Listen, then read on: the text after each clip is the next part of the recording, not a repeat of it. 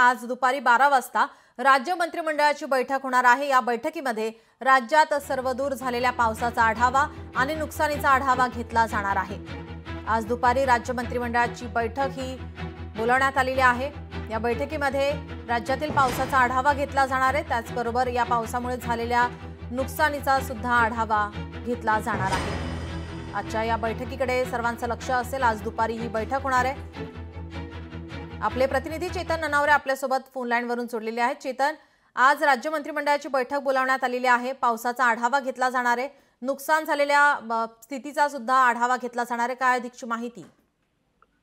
निश्चित नीलम, एकंदरीत राज्यामध्ये आज अतिवृष्टी 2 दिवसापासून सुरू आहे। आपल्याला माहित आहे, काल स्वतः मुख्यमंत्री देवेंद्र फडणवीस यांनी राज्य आपत्कालीन कक्षामध्ये जाऊन संपूर्ण परिस्थितीचा आढावा घेतलेला होता। आज सुद्धा सर्व पालकमंत्री आहेत, सहपालकमंत्री आहेत, त्यांना आदेश देण्यात आलेले आहे आणि या आदेशानंतर आजच्या कॅबिनेट बैठकीमध्ये या संदर्भात चर्चा होईल।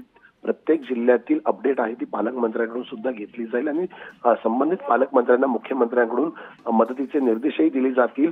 कारण एकंदरीत आपल्याला माहित असेल, वेगवेगळ्या तब्बल राज्यातील 19 जिल्ह्यांमध्ये सध्या पूर परिस्थिती निर्माण झालेली आहे। या 19 जिल्ह्यांमधील जे पालकमंत्री आहेत त्यांना जिल्हाधिकाऱ्यांशी आणि विभागीय आयुक्तांशी संपर्कात राहण्याच्या सूचना देण्यात आलेल्या आहेत। आजच्या कॅबिनेटमध्ये 2 महत्त्वाचे निर्णय होणं अपेक्षित आहे। त्यामध्ये एक, राज्यातील संपूर्ण नुकसानग्रस्त परिस्थितीचा आढावा घेतल्यानंतर त्या शेतकऱ्यांना तात्काळ तातडीची काही आर्थिक मदत देता येईल का, या संदर्भातील आदेश दिले जातील। आणि दुसरा महत्त्वाचा निर्णय, अनेक गावांमध्ये पूर असल्यामुळे तेथील नागरिकांना स्थलांतरित करण्यात आलेलं आहे। त्यांच्या राहण्याची आणि खाण्याची व्यवस्था सुद्धा करण्याचे आणि रोजच्या रोज दैनंदिन आढावा घेण्याचे आदेश आजच्या बैठकीत दिले जातील। त्यामुळे आज झालेल्या बैठकीमध्ये नेमकं महाराष्ट्रामध्ये किती शेतीचं नुकसान झालेलं आहे, किती आर्थिक नुकसान झालेलं आहे आणि किती प्राण्यांचं नुकसान झालेलं आहे याचा संपूर्ण आढावा घेऊन आदेश दिले जातील। नीलम जी, धन्यवाद आपण दिलेल्या या सविस्तर माहितीसाठी।